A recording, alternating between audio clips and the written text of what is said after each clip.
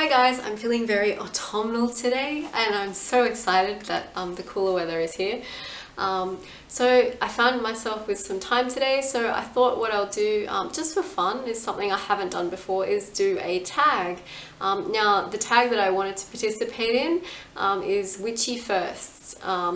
So it's just something I want to reflect on. A lot of the firsts, because I haven't been practicing for very long, they were actually quite recent, so I just thought it'd be something really interesting to do, and just to like have a chat with everyone and like I guess add my voice to the collection of like tag video responses. So what I'll do is I'll leave a list of the questions in the description below, and if you do want to do this tag, I'd love to hear your responses, so please link to your video in the comments section as well.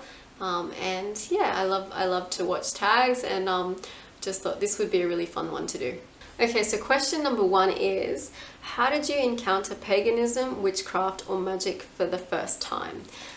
Now, I'm not going to include like popular culture, like media, like movies or books, that sort of thing. In real life, I probably encountered it in the form of my cousin.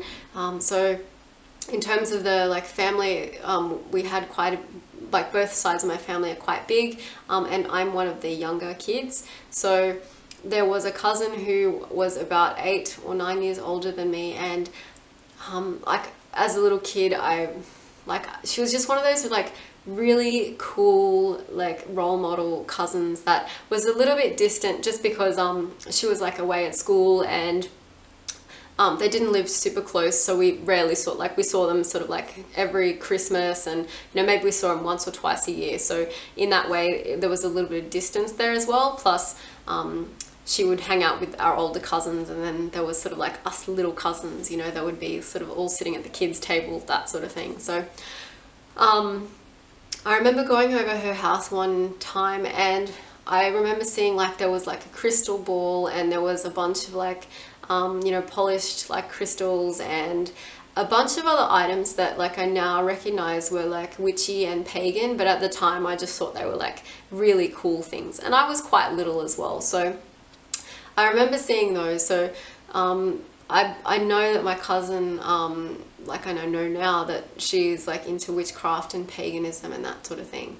Unfortunately, like not long after that, they did end up moving even further away, and we didn't see them like often at all after that. So like we haven't had sort of catch-ups with them, so we'd see them maybe like a handful of times in the last 10 years. So because there's not that closeness, it's not something I can really like feel comfortable like chatting to her about like all of a sudden out of nowhere, because like I only will see her like, you know, like every other Christmas or something. So unfortunately she's not someone that I can like send all my questions to or anything, but she would have been the first like witchy and pagan person that I'd actually encountered, even though I didn't really realize it at the time.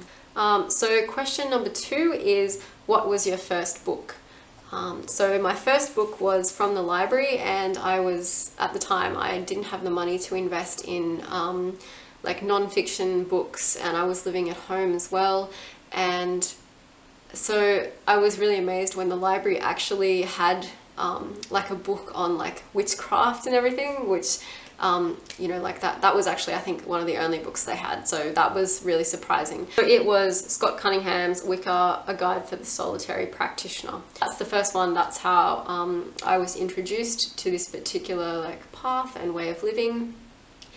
So my introduction was through Wicca. Question number 3 is, what was the first spell you ever performed? The first spell I ever did was nothing, like it was nothing major.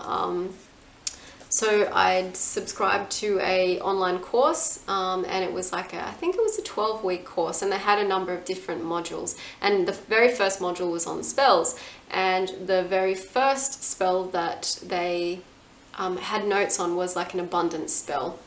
And I think because it was geared at beginners, they wanted to make sure that you didn't go into the ritual with the mindset of this is not going to work, this is not going to work, you know, like this is, you know, like this is heaps to ask, this, there's no way it's going to happen, you know, it's sort of like that, like my intention is to win the lottery type thing. So they set the, so what they did was they said, I think the wording was something like, I'm going to manifest a unexpected windfall of $44 in the next 10 days. And they were specific on it being unexpected, so not part of like your income or something that you were obviously expecting, and that it was like $44 or more. So $44, I guess, being relatively like achievable within your mindset if you're coming from like a bit of a skeptical, a bit of a prove it to me kind of way. So I did the spell. I remember it was, I picked a Sunday afternoon because Sunday was associated with like abundance spells and, or like abundance and that sort of thing, and like finances, and it was a lovely sunny day, and I got outside with a green candle and a journal book, and I did the spell, and then I just kind of sat outside in the afternoon and enjoyed the sun, because I think it was May at the time I did this, because I remember it kicked off in May. Yeah, so it was in May, so it was a lovely sunny day, but it wasn't really hot. So I sat outside afterwards just soaking in the sun and watching the candle burn and everything, and yeah, it was just a really enjoyable experience, and I felt really good after doing it, and yeah, the spell ended up being successful as well. So that was my like my first spell, and it was obviously like a very guided, very structured spell that I didn't create myself. So question number 4 was, what was your first crystal or stone? So this is a bit of a tough one. I'm actually not sure if we're talking about the very first stone, because I collected polished crystals from a very young age. It was just one of those things I really loved to collect. And for anyone in Sydney, I'd love to know if you know the answer to this. But so when I was quite little, we would go to Darling Harbour, and in Darling Harbour, in the shopping centre there used to be this store, and it had like a crystal sea. So it had like a little bridge and a little walkway, and what they'd done is they'd just dumped polished crystals on the ground there, so that it looked like a sea. And I used to love going out, because we'd go there occasionally, like with my parents, and I'd go there and I'd spend hours just staring at all of these stones and looking for a really pretty one, and then I'd inevitably pick up something that I thought was really pretty that day, and that would be the one that I took home. And so that's how I slowly built up my collection. And at this point I was just a little kid, so for me it was all about the pretty color stone, not you know, the properties of the stone. A lot of the time, I had no idea what they were called, apart from, you know, this is a blue stone, this is a whatever stone. So those were my first crystals, and I'd love to know what that store was called. Of course I was a little kid, so I have no idea. It just sort of, you know, that was irrelevant. And of course it's since closed down, because obviously it's prime real estate, and new age stores and prime real estate don't match. I don't know what's there now actually. Probably one of those, I think one of those tourist shops that sell things like Ugg boots and stuffed kangaroos and, you know, magnets and hats and stuff. So that's a real shame. But yeah, loved that store. If you were in Sydney and you know what I'm talking about, and you know the name of that store, let me know, because it was amazing. So in terms of the first stone that I ever purchased intentionally, while being on this path, for example, is of course amethyst. And I really love the look of raw crystals and geodes and things like that, as opposed to the polished stones. But the polished stones definitely do have their place.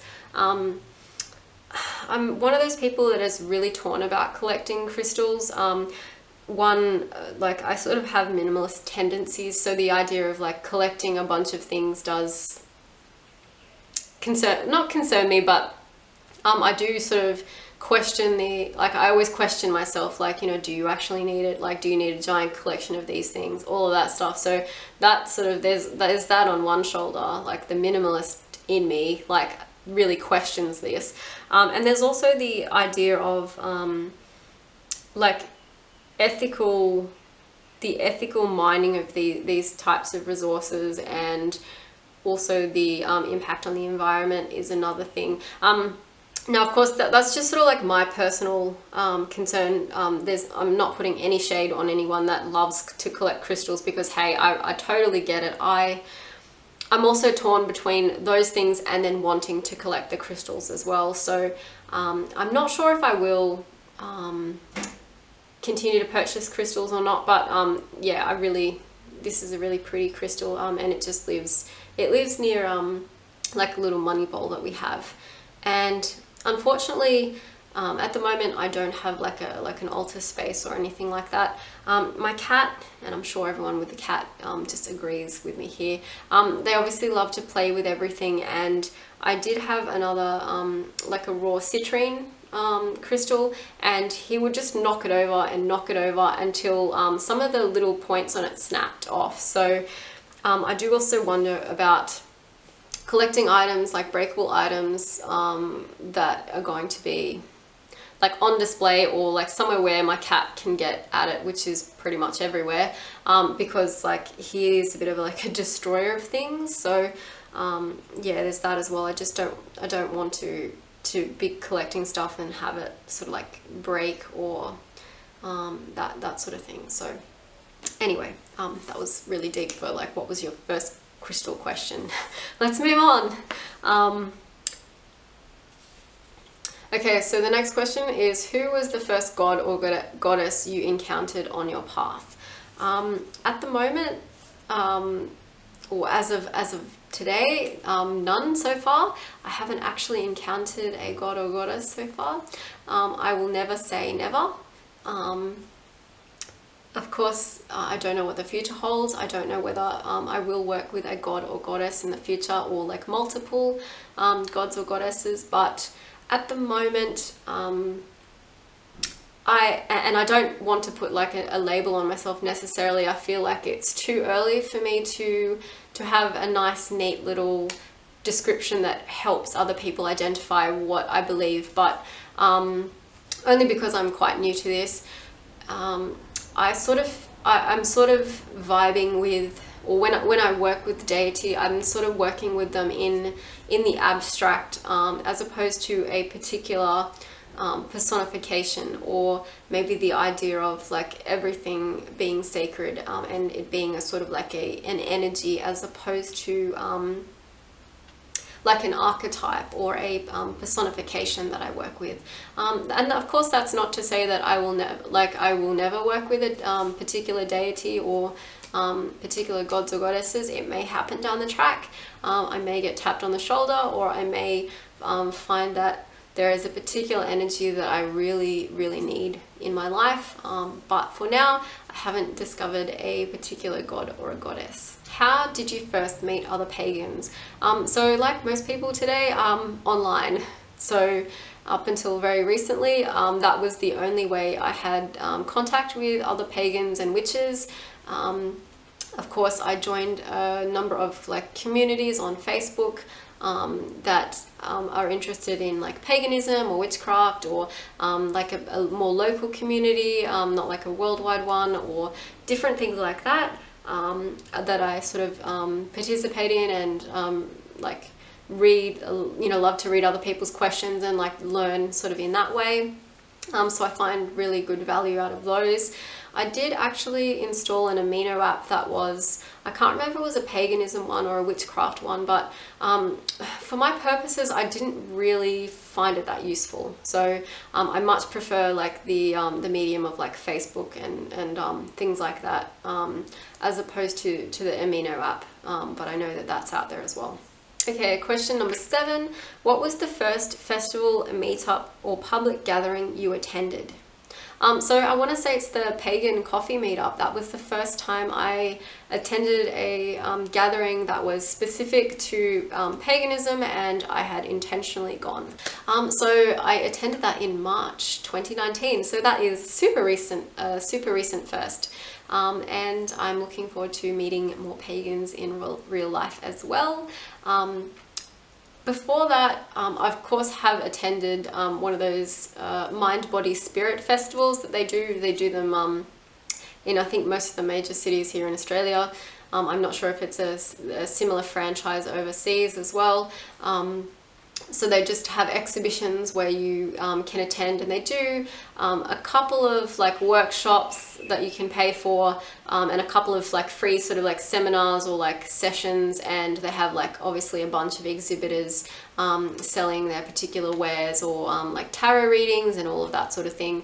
So I have attended those in the past, but I haven't really made sort of like meaningful specific connections with people there.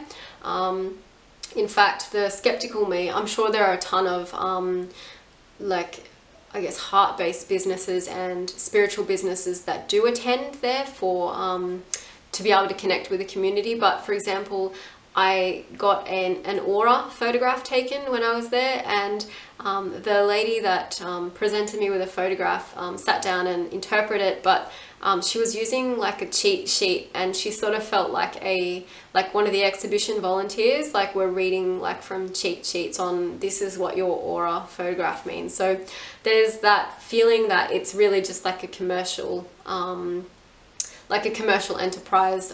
Anyway, that was probably like, if you classify that, that would be like my first sort of like contact.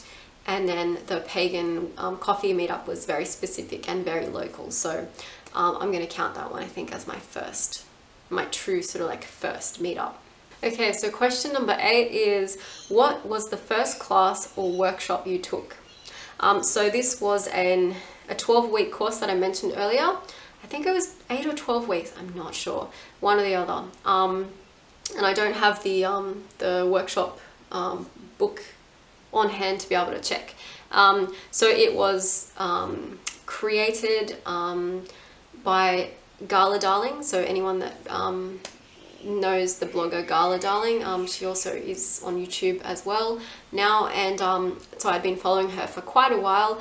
She sort of did a bit of so over time she went from a like style and beauty blogger to very much like lifestyle and self-love, and then as time's gone on, she's had that progression to like sort of new age and law of attraction, and also witchcraft, and more of the witchcraft as opposed to the paganism and spirituality side of things. But she's sort of gone on that journey. And at one point she created she called it the Radical Self-Love Coven, and it was like a course that you could take that had different modules. So for example, there was spells, astrology, tarot, numerology, and feng shui, and she had different sort of like experts take each of the courses and like present a little module that would go for, I think it was a month. Each particular module ran for, or could run for, because obviously you could do it as fast or as slow as you wanted to because it was online. So that's the very first workshop or course that I participated in, and I have to say I'm really glad I did. I met a couple of people like online through that particular course, and it really up until that point I had just been interested in sort of like new age concepts. So I'd been looking into the law of attraction as well as like EFT or tapping, so I'd be looking at concepts like that, but I hadn't ever really this was the first thing that I really came into like witchcraft and paganism through. So I suppose that's the direction that I came through, and so I'm really glad I did. It was geared at beginners, which I was a beginner at the time. Question number 9, what was the first chant you learned? I'm not really a chanter, and I think that's because I'm worried that I will forget the words of the chant, especially if it's not in English. I will forget the words of the chant, and then I'm worried about that. And then because I'm worried about being worried about that, I will be worried that I pull myself out of whatever I'm trying to do.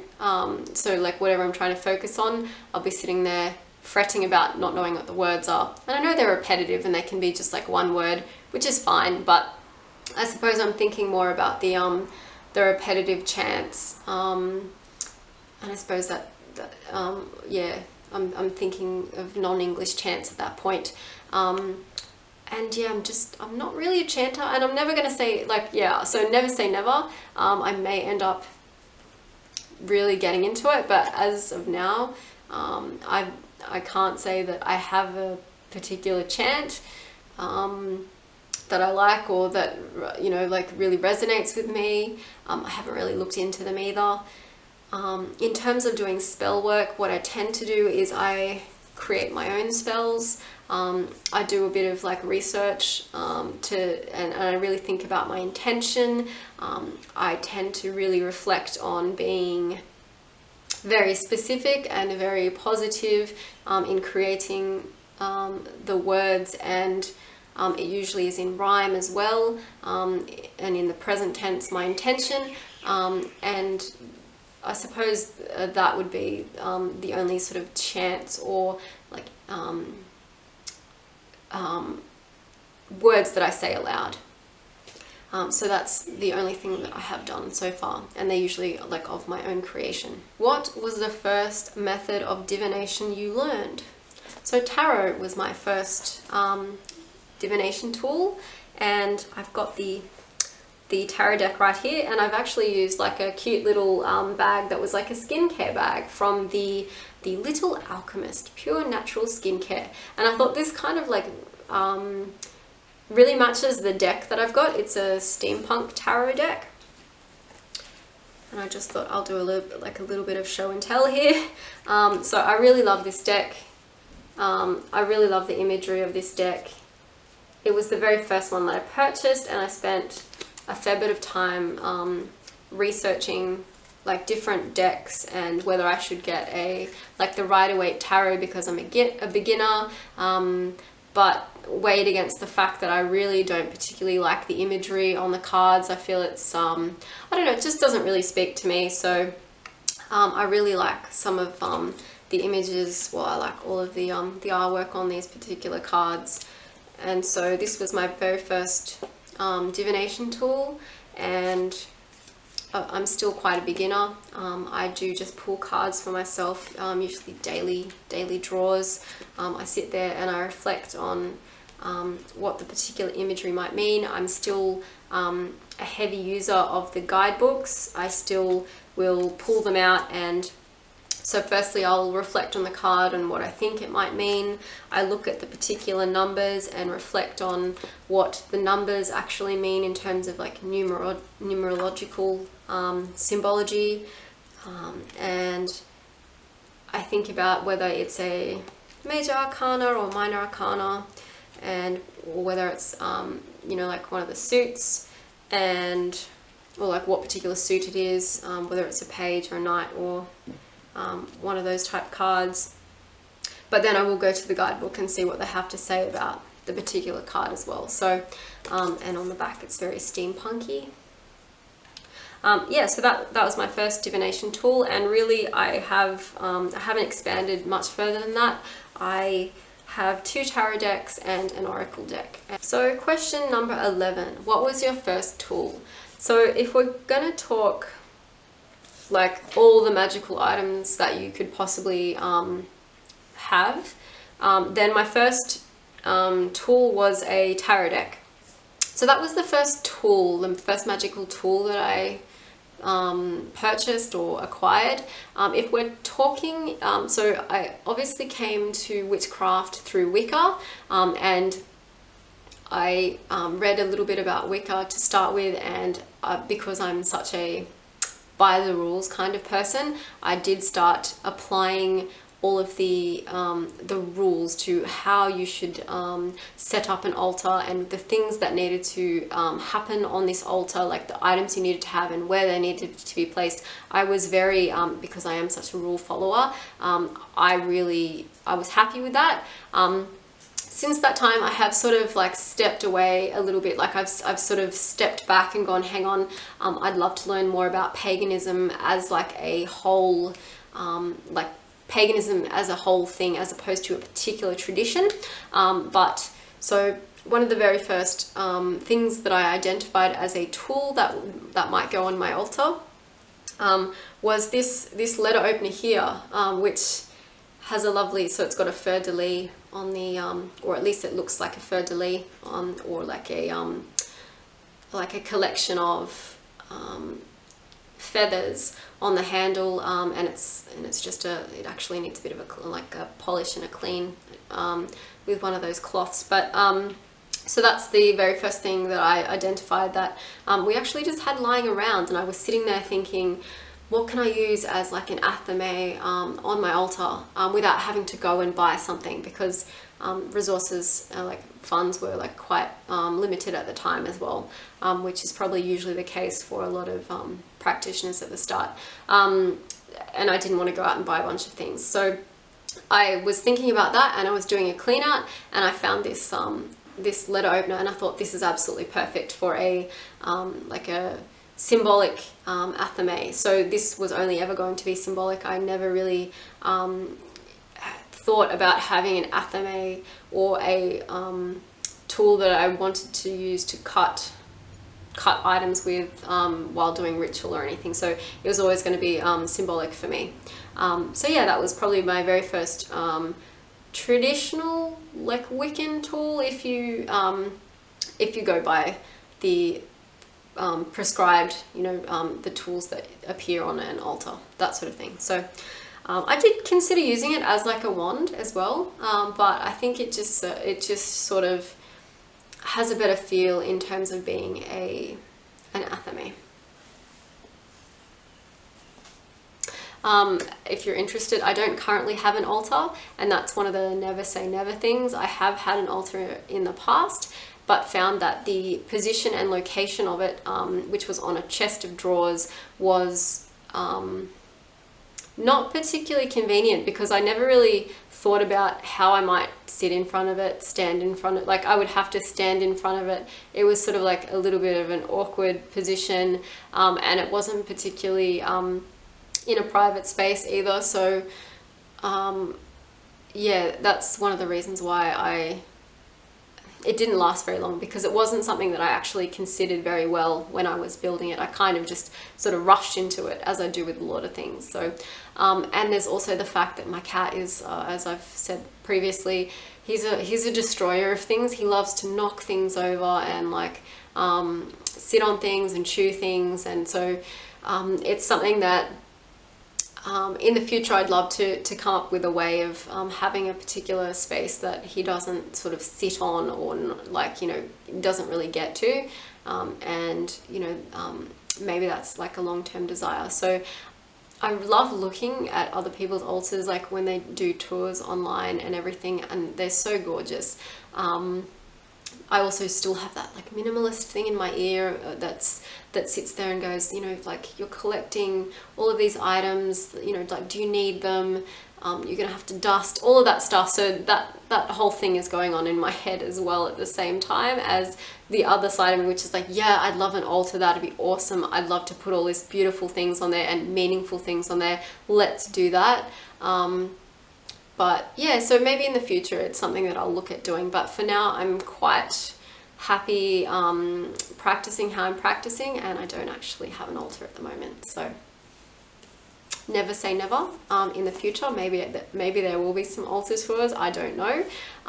I'd love to have an outdoor altar at some point. I'd love to try that. At the moment that's not really a feasible option either. But in the future, maybe.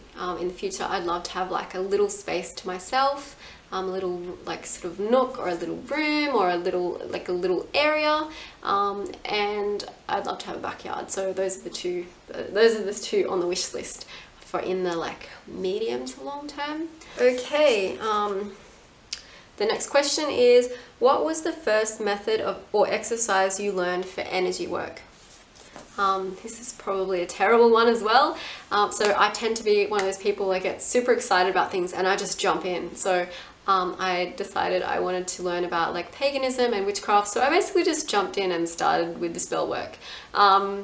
Without having that like background first, and it's still something I'd love to find some really good books on, energy work, and there have been a few recommendations I've noticed online, so I'm looking into that as well. Things going back to basics like you know, like ways to like work with energy and like grounding and centering and all of this sort of stuff that I know I need to practice. I guess the very first type of energy work that I would have done would be visualizing like a ball or a sphere of light, or a protective bubble around me, while I was starting to do while I was actually doing like a spell. So in like casting the circle and casting like a protective shield around you, that was probably the very first energy working that I did. Okay, and this is the final question, which is good because I think my battery is dying. So what is a memorable or favorite first on your path that wasn't included in the above questions? I suppose with this one, it's some of the success I've had with visualizations and like meditation. So before I even started like practicing or deliberately looking into paganism and witchcraft, I did have a time where I wanted to learn to meditate, and this was before the popularization of guided meditations and all of this stuff like readily available on YouTube and places like that. So the meditation was literally me listening, like focusing on my breathing and trying to clear my mind. That was the extent of it. There wasn't someone guiding anything or having me reflect on a particular like topic like letting go or anything. So it was literally me sitting in silence for I think a period of 5 to 10 minutes I was aiming for, and mostly so I kept it up for quite a while, but mostly it was me sort of fumbling around, and then I'd find myself thinking about other things, and then I'd bring myself back and I'd try and clear my mind.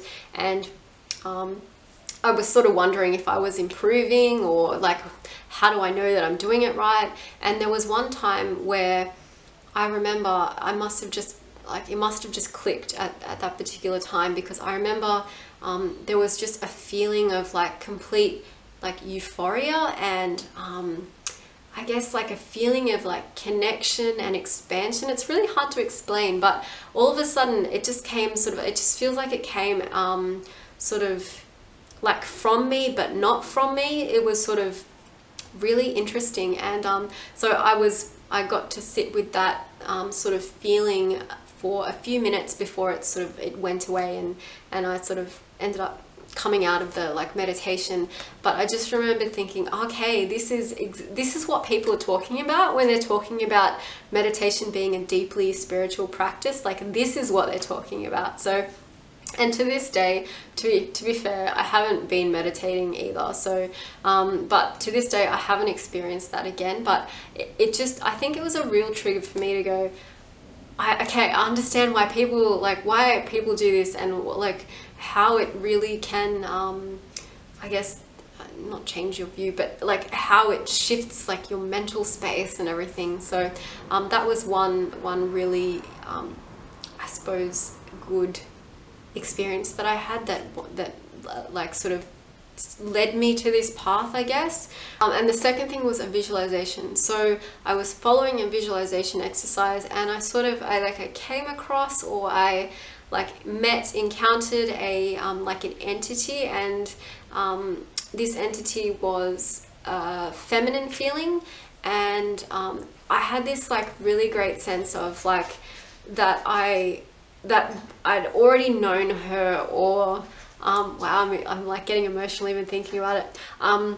Like I'd already known her, that we'd already met, but that feeling you get of seeing a friend or family member you haven't seen in a long time, and just this like this deep knowing of this person, and it was such like a beautiful kind of energy. And like after the visualization, like I think it just like really hit me, because like I just burst into tears, and I'm not really sure if they were happy or sad tears. Like I think I was just like completely overwhelmed. And so that was like, I was just like, wow, this is okay, you know, like this is where like the scientific skeptical sort of thing gets slow, like that lives inside me, I guess, that, you know, like you learn from a kid in school type thing, you know, through science class and all of this sort of thing, without having that spiritual like a balance to balance that whole scientific thingo that goes on at school. But this is where that sort of slowly breaks down, like that scientific mindset, and sort of like, you know, you just think to yourself, okay, like, you know, not everything that we encounter we can like see or touch, or like, you know, not everything exists on like the physical plane, if you know what I mean. And yeah, that was like, so that was another experience that really I suppose led me down this kind of this path that I'm following at the moment. So both of those were really like, I guess, powerful firsts, and really influential.